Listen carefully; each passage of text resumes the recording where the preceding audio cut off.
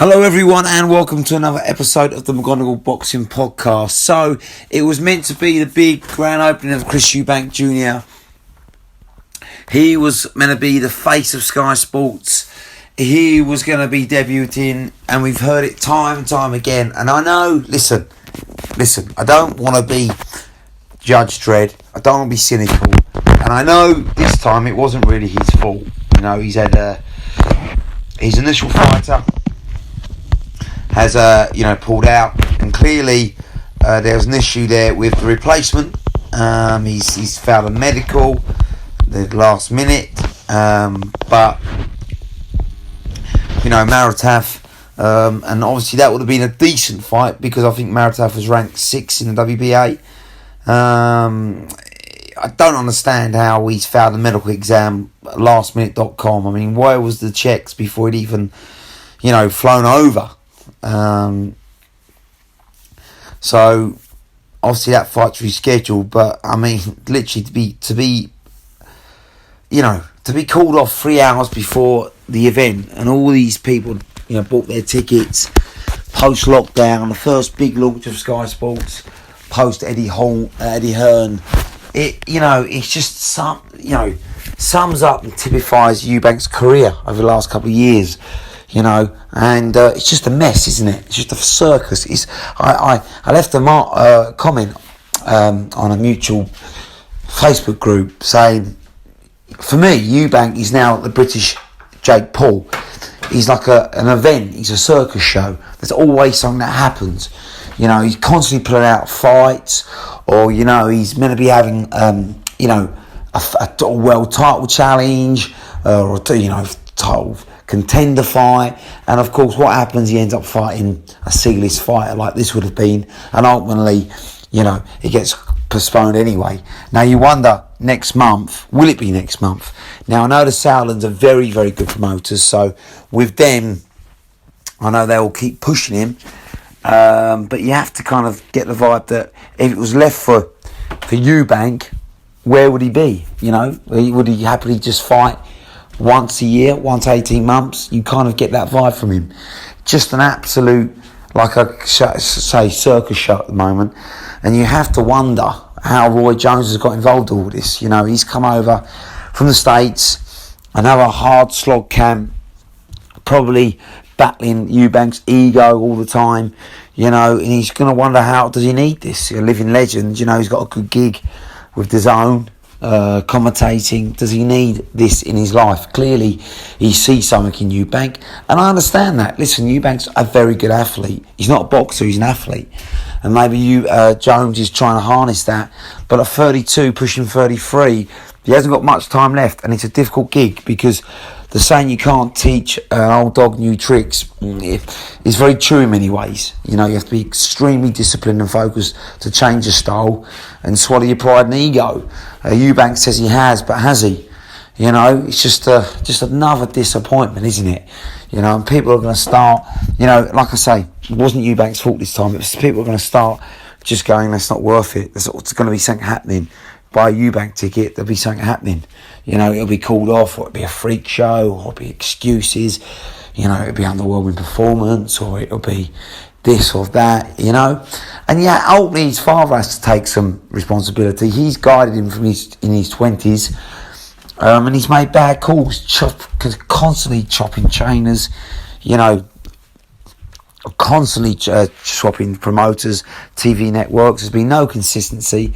There's been no regular activity, probably since he was about 23. It's been a nightmare.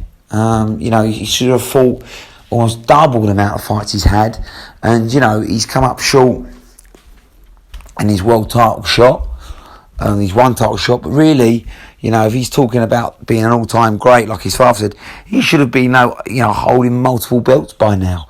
He should have been fighting 10 world title fights by now, 12 world title fights, not the Mule one, which wasn't even in a final, was it? It was in the semi-final of a boxing tournament. So luck handed him the draw there. He had a title shot. So it's just madness really with Eubank Jr. And I can see why Billy Joe is saying that will be the fight I'll stay on and fight for. because for him, he sees his chaos, he sees his inconsistency with Eubank Jr. and he goes, you know what? And let's make no bones about it, Billy Joe's hardly a beacon of consistency, is he? But he sees that and goes, I can beat him. And he's right. So very disappointing, very anticlimactic for Sky Sports.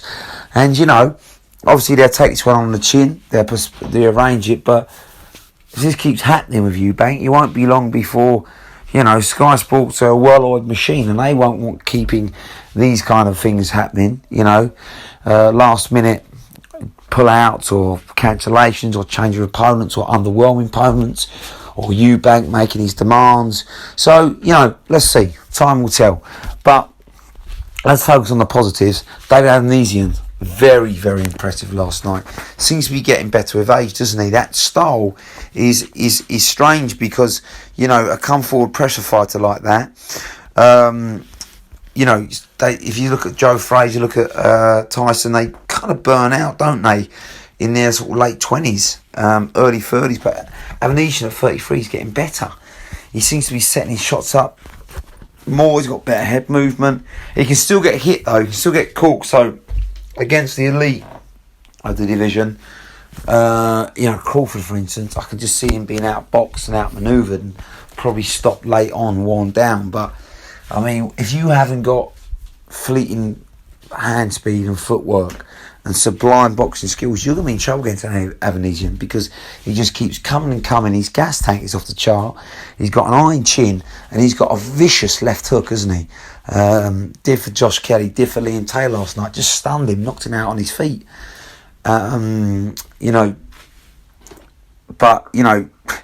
Like Joshua was given plenty of time last week to recover, Liam Taylor wasn't given any, was he? He was referee, completely waved it off. And I'm not saying it's a bad stoppage, but, he wasn't given a chance, was he? The referee dived straight in.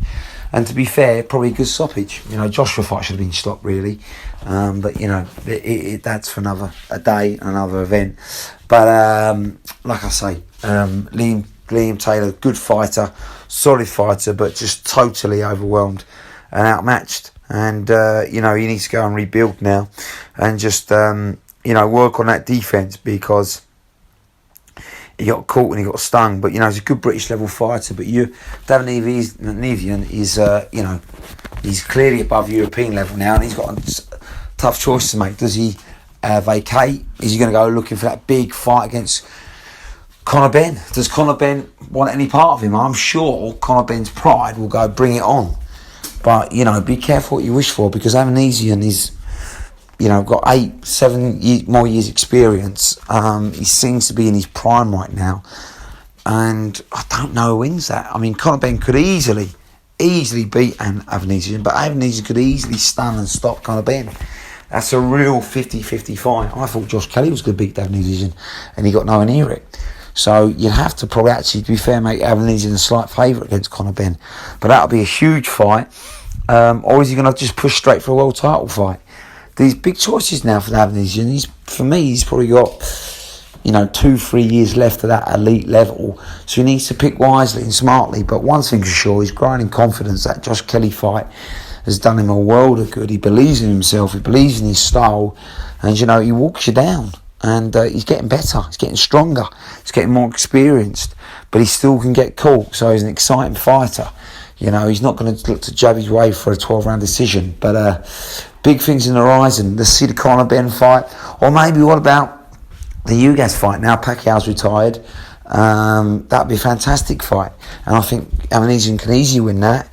Ugas got caught many times against Pacquiao, but unfortunately Pacquiao at 42 just couldn't back it up round for round. Avanesyan can. So again, Ugas is dangerous, he's strong, he could easily beat Avanesyan, but Avanesyan can beat him. Again, it's a 50-50 fight, or a big money fight against Broner, where you have to favour Avanesyan with his hunger and his desire and his will. I would make him a big favourite in that fight. Or, would you go looking for the Crawford Porter winner? Big options here. Big fights on the horizon for Avanesyan. Exciting times ahead, but he needs to choose wisely at 33. As for Chris Eubank Jr, he needs to get a move on. he needs to, maybe rearranges his fight. It looks like it is going to be Maratov again, and then he needs to get cracking straight away with a title eliminator in December. Like, the Salem brothers have said, December, big fight. It needs to be. Otherwise, Sky Sports will run out of patience, the public will run out of patience, and more importantly, time will run out on him.